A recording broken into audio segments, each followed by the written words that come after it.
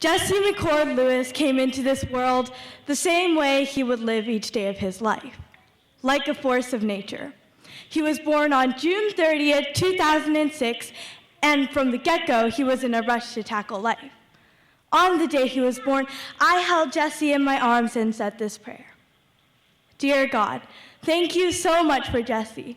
I know that he is a gift, and I know you could take him away from me at any time. But please don't.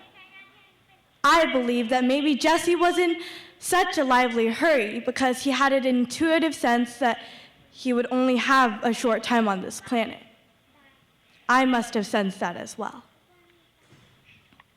Scarlett Lewis was faced with one of the greatest tragedies that can befall a parent. On December 14, 2012, Scarlett lost her son Jesse in the shooting at Sandy Hook Elementary School.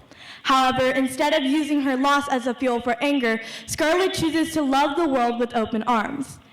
Equipped with the inspiring story of her and her son, Scarlett encourages those around her to follow her son's message of nurturing, healing love. By Scarlett Lewis. Jesse was born brave. Maybe if he hadn't been quite so brave, I'd still be singing my wake-up song to my 6-year-old each morning. And maybe if he hadn't been quite so courageous, he'd be here to blow out the 7 candles I'll be lighting on his next birthday cake.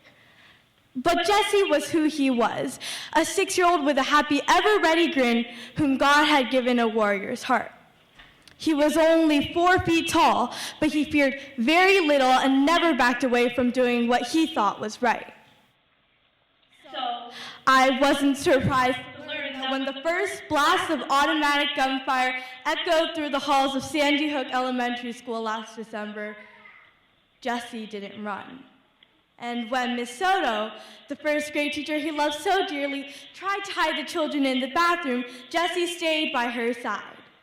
Jesse remained by his teacher's side even when the armed gunmen walked into the classroom and opened fire. And it is then that Jesse did what I am now sure he was put on this earth to do. He saved lives.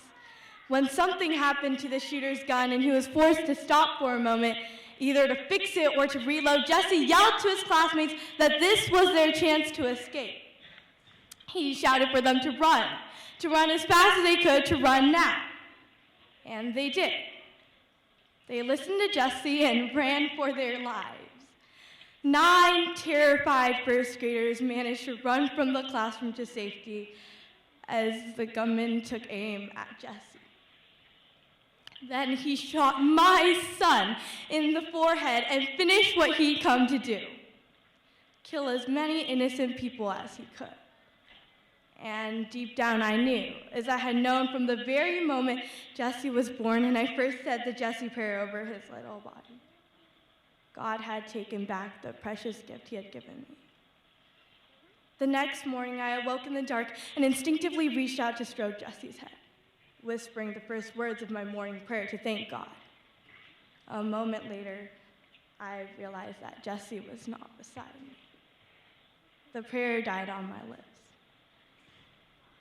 Jesse wrote a message on the kitchen chalkboard sometime shortly before he died. It was written in a 6-year-old's handwriting and phonetically spelled, nurturing, healing, love. Only 3 small words, but they gave me a mission: encouraging people to choose love, finding and sharing ways to nurture, heal, and love one another so that our anger won't ever get to the point where we want to hurt ourselves or others. My mission keeps me focused and moving forwards. The mornings are still painful, but not as bad. Things get better, and one day it feels like life is worth living again. The village of Sandy Hook unofficially adopted a new motto: we are Sandy Hook. We choose love, and you can too. Thank you.